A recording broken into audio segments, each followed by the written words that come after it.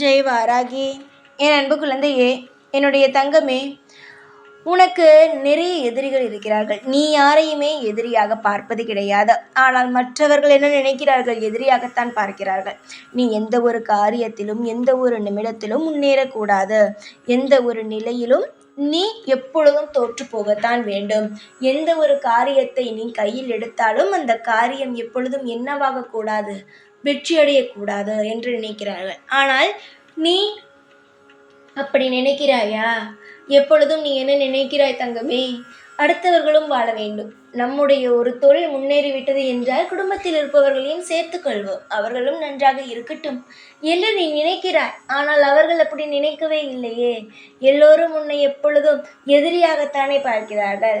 எதிரிகள் இருக்கவே கூடாது. வாழ்க்கையில் எப்பொழுதும் சுதந்திரமாக இருக்க வேண்டும். நமக்கு பிடித்தது செய்ய வேண்டும். நம் வாழ்க்கையில் சகல சௌபாக்கியங்களும் கிடைக்க வேண்டும். நம்மளை எதிரியாக பார்ப்பவன் கூட எதிரியாக பார்க்காமல் ஒதுங்கிவிட வேண்டும். இப்படியெல்லாம் நீ நினைத்தால் நான் சொல்லும் விஷயத்தை மட்டும் நீ செய்தால் போதும். உன் வாழ்க்கையில் நான் சொன்ன விஷயத்தை செய்த பிறகு எல்லோரும், அதாவது உன்னை யாரெல்லாம் எதிரியாக பார்க்கிறார்களோ அவர்கள் எல்லாம் ஒதுங்குவார்கள். உன்னை தேடி தானாக உனக்கு சொந்தமான உறவு உன்னை தேடி வரும். நான் என்ன சொல்கிறேன் முழுமையாக கேள் என்னுடைய தங்கமே. பஞ்சமி இல்லை என்றால் வெள்ளிக்கிழமை, இல்லை என்றால் செவ்வாய்க்கிழமை, ஏதோ ஒரு நாள். முக்கியமாக நீ என்னுடைய கோவிலுக்கு எப்பொழுது வருவாய்? என்னுடைய சன்னதிக்கு பஞ்சமி அன்றே எடுத்துக்கொள். அன்று வேப்ப எண்ணெய், அதாவது விளக்கு, 2 விளக்கு எடுத்து அதில் வேப்ப எண்ணெயை ஊற்றி பச்சை திரியை போட்டு என்னுடைய கோவிலில் விளக்கேற்றி, இவர்கள் எல்லாம் என்னை எதிரியாக நினைக்கிறார்கள், வாழக்கூடாது என்று நினைக்கிறார்கள், என்னை எப்படியாவது அவர்களை என்னுடைய வாழ்க்கையிலிருந்து அகற்றிவிடுங்கள் அம்மா என்று நீ இது போல 3 பஞ்சமி தோறும் எனக்கு விளக்கு போட்டால் உன்னை யாரெல்லாம் எதிரியாகவும் உன்னை தேவையில்லாமல் கஷ்டப்படுத்துவதற்காகவும் பார்க்கிறார்களோ அவர்கள் எல்லோரும் உன்னை விட்டு விலகுவார்கள். இது ஒரு சூட்சமமான வழி. நான் அதிகமாக உனக்கு யாருக்கும் தெரியாத சூட்சமமான வழியை மட்டும்தான் சொல்வேன். இதை நீ பயன்படுத்திக் கொள்வதும் பயன்படுத்திக் கொள்ளாமல் போவதும் உன் கையில் இருக்கிறது. அது நான் ஒன்றும் செய்ய முடியாது. ஆனால் என்னால் எல்லா விஷயத்திற்கும் வழியை காட்ட முடியும். ஆனால் அந்த வழியை பயன்படுத்திக் கொள்வதும் வழியை பயன்படுத்திக் கொள்ளாமல் இருப்பதும் உங்கள் கையில் தான் இருக்கிறது.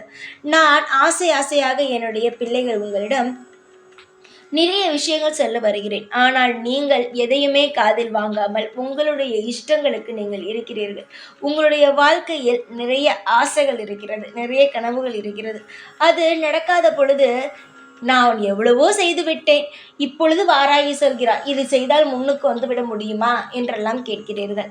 செய்து பாருங்கள்.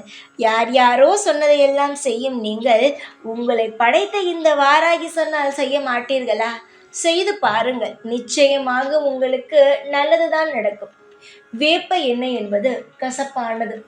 கசப்பு என்பது என்னிடம் கொடுக்கும் பொழுது அது இனிப்பாக மாறும். எனக்கு வேப்பிலை என்பது பிடித்த ஒன்று. எனக்கு நீங்கள் அனைவரும் என்னை வாராகியாக பார்க்கிறீர்கள். ஆனால் நான் யார்?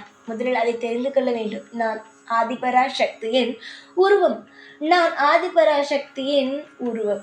என்னை நீங்கள் வாராகியாக பார்க்கலாம், ஆதிபராசக்தியாக பார்க்கலாம், யாரை வேண்டுமானாலும் எனக்குள் நீங்கள் பார்க்கலாம். நான் அவள். அதனால் வேப்ப எண்ணெய் என்பது எனக்கு மிகவும் பிடித்தமான ஒன்று.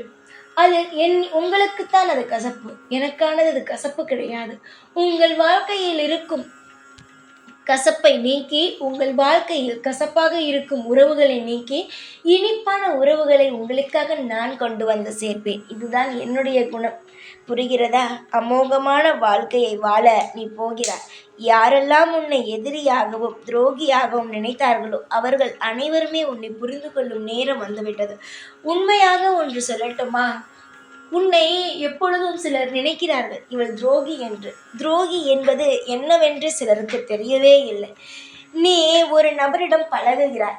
பழகும் பொழுது அவன் தப்பாக இருக்கிறான், அவன் தவறானவன் என்று தெரிந்தால் ஒதுங்கி விடுகிறான்.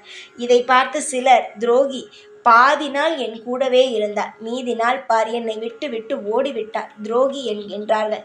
நீ துரோகி அல்ல. எந்த பிரச்சனையும் வரக்கூடாது, இவனால் நம் வாழ்க்கை கெட்டுப்போக கூடாது, எந்த ஒரு பிரச்சனையிலும் நீ மாட்டிவிடக் கூடாது என்பதற்காக தவறான ஒரு விஷயத்தை செய்பவனுக்கு முன் நீ ஒதுங்குகிறாய்.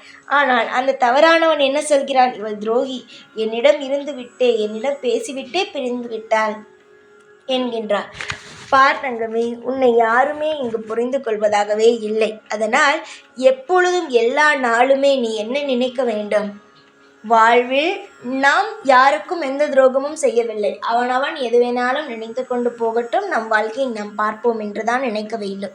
எனக்கு தெரியும், நீ யாருக்கும் எந்த துரோகமும் செய்யவில்லை. எப்பொழுதும் நீ நிதானமாகத்தான் இருக்கிறாய். எல்லா காரியத்திலும் நீ சரியான நேரத்தில் சரியான விஷயங்களை மட்டும்தான் நீ செய்கிறாய் என்பது எனக்கு நன்றாகவே தெரியும். ஆனால் மற்றவன் தவறாக இருக்கிறான்.